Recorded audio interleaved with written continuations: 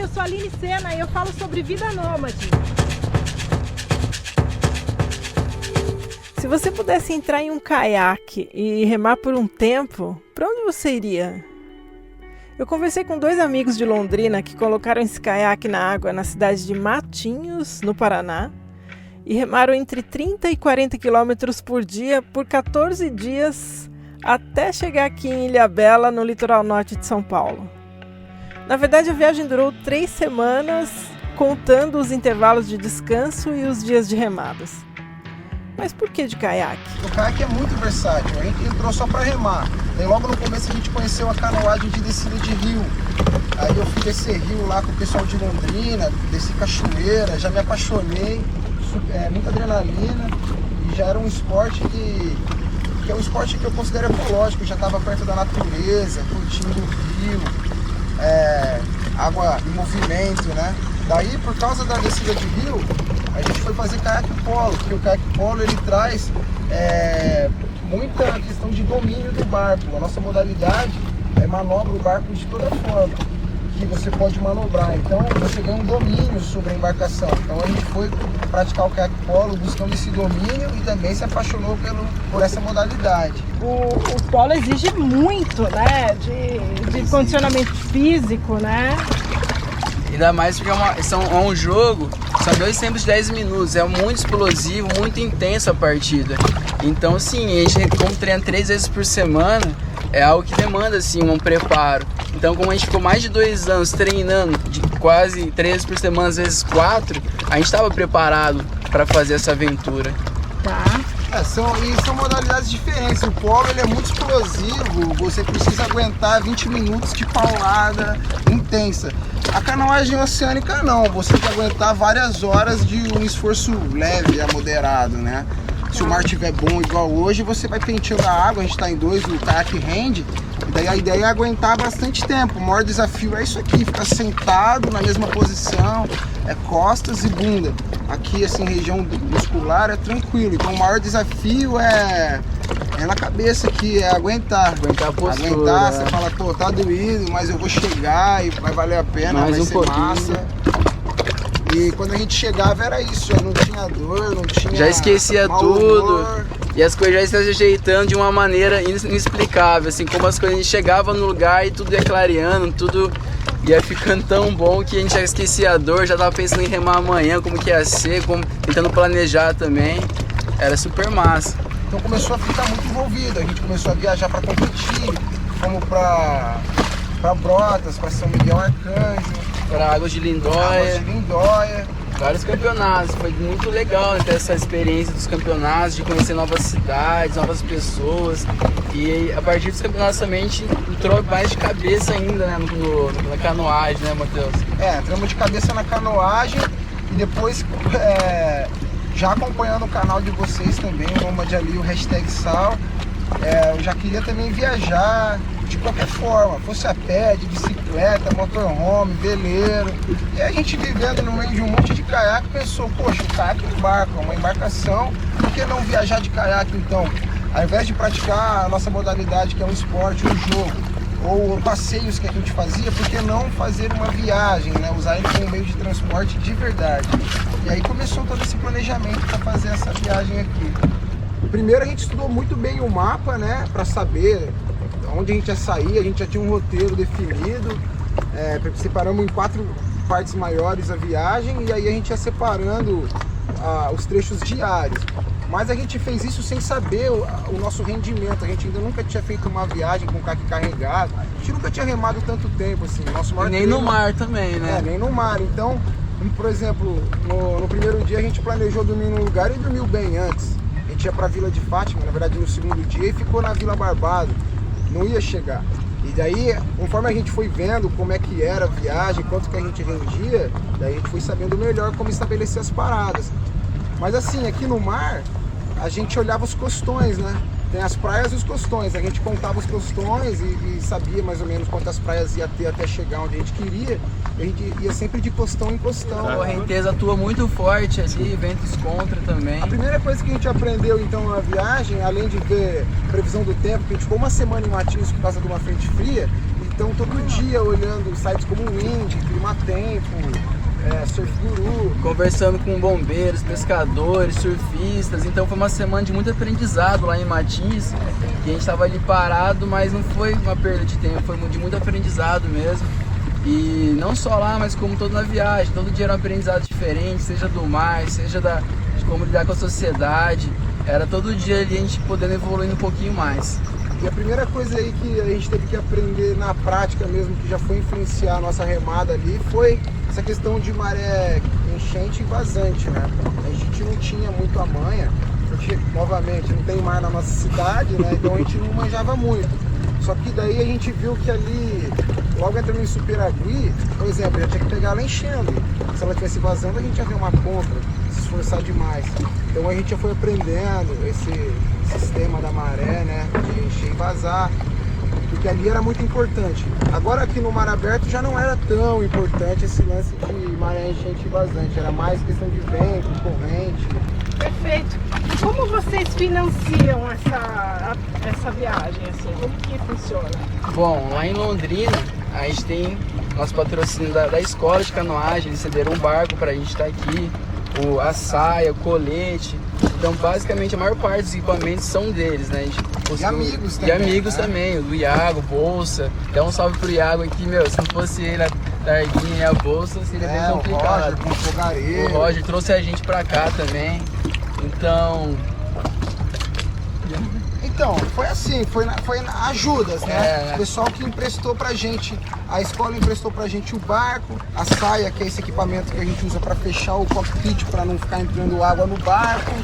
A gente teve amigos que emprestou pra gente equipamentos como saco estanque, fogareiro, maçarico, mas assim, a questão financeira mesmo, tudo que envolvia os custos da viagem, foi a gente que tirou do nosso próprio bolso, motivado por essa vontade de fazer acontecer, né? A gente tem um apoio também da prefeitura, mas indiretamente do Caiaque Polo. A gente não paga para treinar, a gente viaja.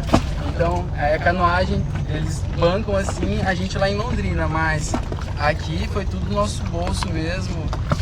Foi tudo suado. Foi dinheiro nosso e do banco, né? Porque ainda tem umas contas para pagar dessa viagem. Mas assim, a gente não quis fazer muita conta, a gente fez tudo o mais roots possível, sempre querendo acampar de graça, né? Na natureza ou no quintal dos pescadores, evitando pegar camping, pegar pousada, esse tipo de coisa, porque o orçamento era meio contado. Mas ao mesmo tempo a gente não quis ficar contando tudo para deixar acontecer mesmo, porque essa história, essa viagem, essa história que a gente fez e está fazendo, ela não tem preço. Então, esse dinheiro que a gente está gastando, ele vai voltar no futuro, mas essa história aí é para sempre, né? Então, a gente fez mesmo e deixou algumas coisas para os nossos eu do futuro resolver. Bom, no decorrer assim, da viagem, a gente foi se aprimorando, né? Porque a gente tem que ficar acostumado a ver com o mínimo possível. Pouca roupa, pouca disponibilidade de alimento, banheiro. Então, a gente cada dia se virando mais e mais com pouca coisa, sempre com o mínimo mesmo. Essa viagem me lembrou muito um livro do Thoreau que chama Walden. Ele critica assim os costumes da sociedade, né? E assim, viver com pouco está sendo libertador, porque a gente vê que todos esses confortos e estrutura que a gente tem em casa é o que deixa a nossa cela da prisão mais e mais confortável e você se rende a ela sem se questionar. Então, a gente veio com pouquíssima roupa, eu estou usando o mesmo shorts faz umas 3 semanas e eu nunca estive tão feliz, entendeu? Lá em casa, a gente fica muito acomodado e condicionado a ficar com aquilo. Muita roupa, muita coisa, esses bens materiais só prendem a gente onde a gente está. E agora com pouca coisa tudo fica leve, tem que viajar leve, devagar e sempre. E tipo assim, isso tá sendo, não tem preço mesmo, porque não dá vontade muito de voltar para aquele estilo de vida, sabe? É muita coisa. Então a gente foi privilegiado de estar podendo conhecer nosso litoral de uma outra perspectiva, que não é aquela mais comum de você pegar e viajar de carro, parar o seu carro ali na frente do mar e fica por isso mesmo. Então foi bem massa mesmo a gente poder conhecer assim por um outro ângulo. nosso litoral. É muito legal poder fazer uma viagem sem ser um turista, né?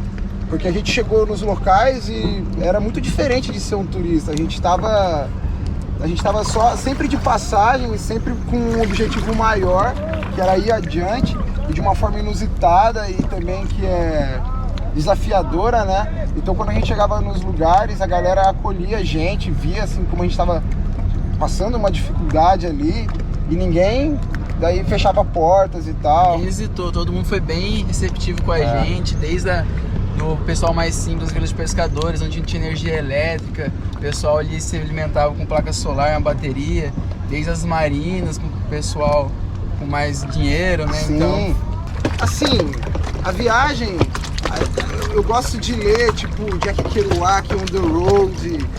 Jack London me inspirou muito, porque tem o livro Lobo do Mar dele, que é muito bom.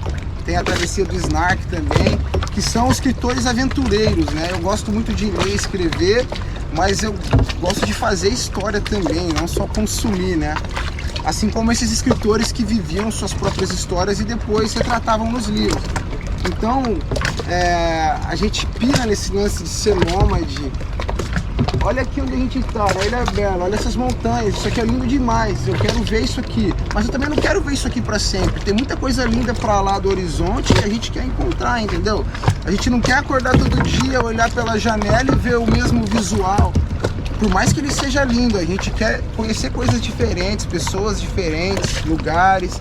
Eu acho que é isso que engrandece o ser humano de uma forma que livros, faculdade não pode te dar. Que é a experiência de estar no mundo e estar vivendo na prática e se expondo, né? Aqui no caiaque a gente se expõe muito à natureza.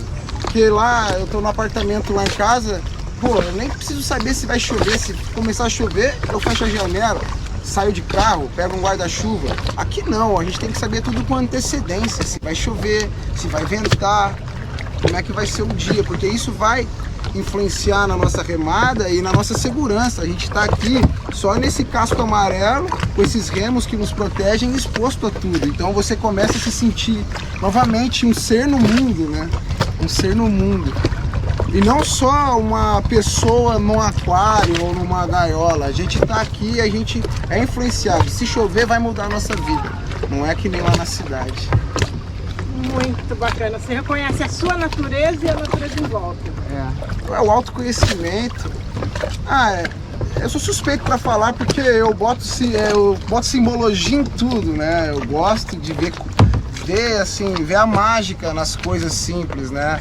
A água tá viva, essa montanha tá viva. Para mim, toda a natureza tá viva interagindo com a gente. Eu não quero ver isso de fora pelo History Channel, Discovery Channel. Eu quero estar aqui, eu quero fazer parte. Porque nós somos a natureza, somos animais e estamos aí. E a nossa essência é nômade, né? Não tem jeito. As pessoas se sedentarizaram, mas todo mundo tem uma angústia lá dentro de estar preso nessa rotina. É necessário, a gente entende, não é fácil, não é todo mundo que consegue se desprender das amarras, porque a gente é jovem, não tem tantas amarras ainda, para nós é um pouco mais fácil falar, mas é uma coisa que a gente pensa bastante nisso, de poder deixar rolar mesmo.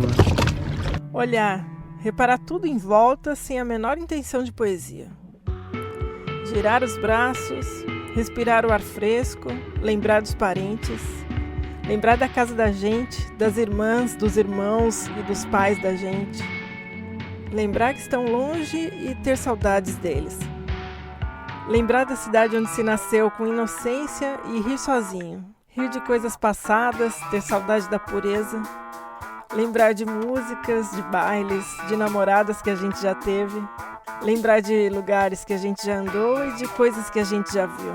Lembrar de viagens que a gente já fez e de amigos que ficaram longe. Lembrar dos amigos que estão próximos e das conversas com eles. Saber que a gente tem amigos de fato. Tirar uma folha de árvore, ir mastigando, sentir os ventos pelo rosto. Sentir o sol, gostar de ver as coisas todas. Gostar de estar ali caminhando, gostar de estar assim esquecido. Gostar desse momento. Gostar dessa emoção tão cheia de riquezas íntimas. Wait for the wind, wait for the night. here a while, take a little time.